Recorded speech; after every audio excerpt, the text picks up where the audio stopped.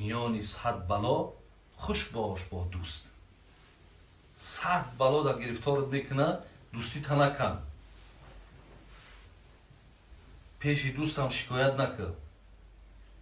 میان 100 بلا خوش باش با دوست. خدا جا کو بود هرگز بلا نیست. برای همین برادر عزیز هر چیزی که ای نزد خدا میاد، ما ایرا باید که همو بابای مولا شریف خدا رحمت کنه، یک استادی ما بود، اون کس میگو که ما بلا را به کس عطا نکنیم تا که نامش زی اولیا نکنیم. خدا میفته این بلا را هر کس ما نمیتون. مقصد این بلاها را و آخرش پیغمبر بزرگوار صلی الله علیه وسلم نماز شب گفتن. نماز شب جناب پیغمبر صلی الله علیه وسلم به حدیث میفرمایند که میگن بهترین نمازها بعد از نماز فرض نماز شب. در اصل عزیزای خدا، دوستای خدا اکثرشون از روی نماز شب در درگاه خدا یعنی قربت پیدا کردن، عزت پیدا کردن. نماز شب این عبادتی هست که خاص یعنی که انسان کسی او را نمیبینه، خاص به خاطر الله انجامش میده. حالی حکایت میکنن که حضرت جنید بغدادی رحمت الله علیه میگه وقتی که وفات کرد یکی از شاگردهاش در خوابش دیدش. بعد ای استاد بزرگوار برای من گفت نصیحت کن که آیا بعد از وفات کردن، بعد از مردن کدام عمل زیادتر برای انسان دستگیر میشه، کدام عمل زیادتر انسان فایده میبخشه. میگه حضرت یک آهی سر کشیدم که ای فرزند، گفتم یگان عملم به اندازه 2 رکعت نماز شبم دستگیر میشه. یگان عملم، چون که 2 رکعت نماز شب خاص الله های خود تنها دیگر کس را نمیبینه. و این خاطر نماز شب یکی از نمازهایی است که یعنی جناب پیغمبر صلی الله علیه وسلم خاصتا خداوند امر کرد برای نماز تهجد خواندن. استعیذ بالله و من اللیل فتهجد به نافله. رب العالمین امرش کرد که ای محمد صلی الله علیه وسلم شبها بخیز نماز تهجد بخوان. تا وقتی نمازهای فرض دیدن، نماز تهجد برای جناب پیغمبر فرض بود.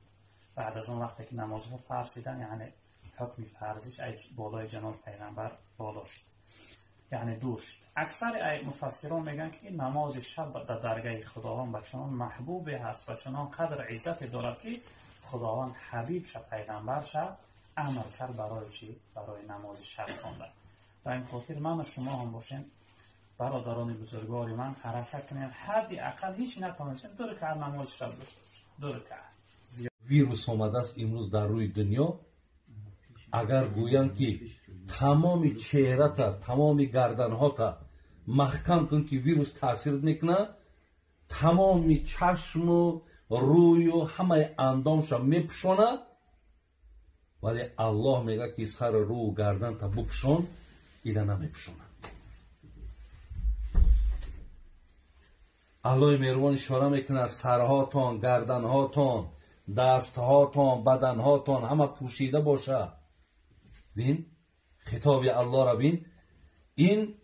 این سخن در قسمتی از آدما تاثیرش گذاشته است، قسمت نه. لیکن حاضر اگر اعلان شود که همین ویروس آمده است، چشمها، سرها، گردنها همه اعضا پوشیده باشد، همه میپوشانند. از ویروس میترسید، از الله نمیترسید. رسول صلی الله علیه و سلم ایمان را پیوند زده است به محبت فیما بین مؤمنین. این که من پسر کی هستم، طرفدارم چقدر است، آوازم چقدر است، ثروتم چقدر است، شهرتم چقدر است، اینها در جنت را به روی کسی باز نمیکنه. اون کلیدی که در جنت را میگشاید کلید ایمان است.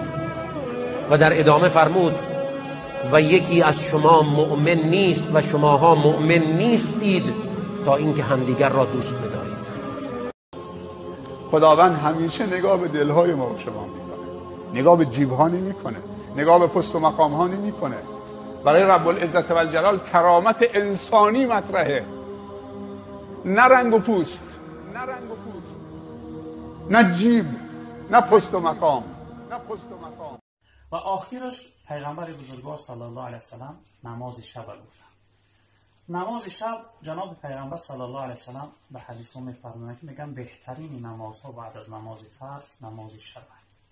در اصل عزیزای خدا، دوستای خدا، اکثرشون از روی نماز شب در درگاه خدا یعنی قربت پیدا کردن، عزت پیدا کردن. نماز شب این عبادتی هست که خاص یعنی انسان کسی او را نمیبینه، خاص به خاطر الله انجامش میده.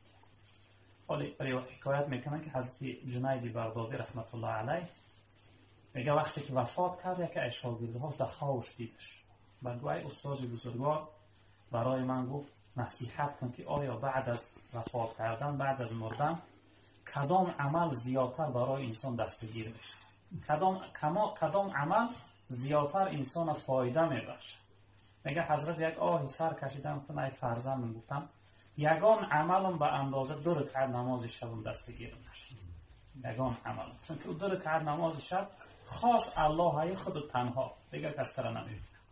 به این خاطر نماز شب یکی از نمازهایی است که یعنی جناب پیغمبر صلی الله علیه و سلم خاصتا خداوند امر کرد برای نماز تهجد خواندن. استعیذ بالله و من اللیل فتهجد به نافلة. رب العالمین امرش کرد که ای محمد صلی الله علیه و سلم شبها خیز نماز تهجد بخوان. تا وقتی نمازهای فرض دیدن، نماز تهجد برای جناب پیغمبر فرض بود. بعد از اون وقتی که نمازها فرض دیدن یعنی حکم فرضش بالای جناب پیغمبر بالا شد، یعنی دور شد. اکثر مفسران میگن که این نماز شب در درگاه خداوند بچنان محبوب هست، بچنان قدر عزت دارد که خداوند حبیب شب پیغمبر شب امر کرد برای چی؟ برای نماز شب خواندن. و این خاطر من و شما هم باشیم برادران بزرگوار من حرکت کنیم حدی اقل هیچ نکنیم 2 رکعت نماز شب داشته باشیم. 2 رکعت الله میذاری دستی وای هستی، حتی سر تا بالا نکن وقتی صحبت الله میگوید. ببین تعظیم کن در پیش پدر و مادر، دعا کن و قل رب ارحمهما کما ربیانی صغیرا.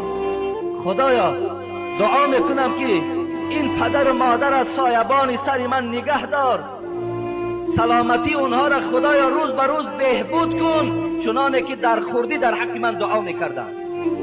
ببین پروردگار میگوید یکی مبادای بود و دعای خود ننازی که من در حق پدر و مادرم دعا میکنم، زیرا پدر و مادر بود که تو را در خردی در حق تو دعا کرده بودن. ما با دعای پدر و مادر تو را به وایه رسانیدیم، تو را صاحب خانه کردیم، صاحب فرزند کردیم. این از حق فرزند. دادارای عزیز